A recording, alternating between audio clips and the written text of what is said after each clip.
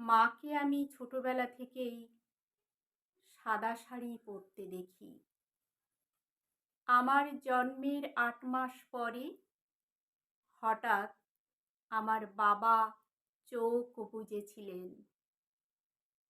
সেই থেকেই মা মানেই সাদা শাড়ি, মা মানে শিরা ওঠা হাতে দুগাছা ব্রোঞ্জের চুড়ি, ফাঁকা কপাল, ধু ধু শীতে, চোখ জুড়ে বিকেল, শুধু বিকেল। মার একটা বাক্স ছিল, একটাই সেকেলে ট্রাঙ্ক। মাঝে মাঝে মা যখন খুলতো বাক্সটা, ঝপ করে ন্যাপথলিনের গন্ধ উঠে আসতো ভেতর থেকে। আমি জোর করে এটা সেটা নাড়াচাড়া করে দেখতাম। কি সুন্দর একটা সিঁদুরের কৌটো। মা বলল, তোর বিয়ের সময় তোকে দেব। কি সুন্দর একটা ঝলমলে বেনারসি। মা বলল, তোর বিয়ে হলে তখন তোকে দেব। কি দারুণ দেখতে একটা সাবানের কেস। মা বলল, এটা তোর বাবার। এই বলে কি যেন ভাবলো মা। সাবানের কেসটা হাতে নিয়ে আনমনা হয়ে কি ভাবলো।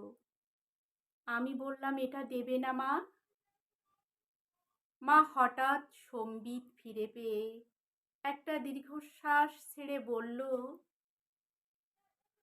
হ্যাঁ মা, এ আর আমি নিয়ে কি করব, তোকেই দিয়ে দেব। ৫১বর্তী কাকা জ্যাঠার সংসারে মায়ের চোখের জলে দিন কাটতো। লাঞ্ছনা, গঞ্জনা, অপমান এসব দিয়েই ভাত মাখতো মা, আমার সাদা শাড়ির মা, আমার ফাঁকা কপাল ধুধু শীতের মা, দু চোখ জোড়া বিকেল নিয়ে মা, আমার মা। অভাগীরও মাঝে মধ্যে স্বর্গলাভ হয়। আমারও বিয়ে হলো, ভালো ঘর, ভালো বর। মামারা এসে দাঁড়িয়েছিল। কাকা জ্যাঠারা যে যার আলাদা বাড়ি করে দূরে চলে গিয়েছিল অনেক আগেই। সেলাই করে সংসার চালানো আমার মা তার ট্রাঙ্কের সব কিছুই আমাকে দিয়ে দিয়েছিল, শুধু ওই সাবানের কেসটা বাদে। আমিও চাইনি। একলা ঘরে চোখের সামনেই রেখে দিয়েছিল সাবানের কেসটা। পাশেই মার ঠাকুরের আসন। জামাই ষষ্ঠীর দিন দুপুরে বেদম খাওয়া দাওয়ার শেষে খাটের উপর আধশোয়া হয়ে আরাম করে জমিয়ে সিগারেট খাচ্ছিল আমার বর। আমি আর মা রান্নাঘরে গল্প করছিলাম।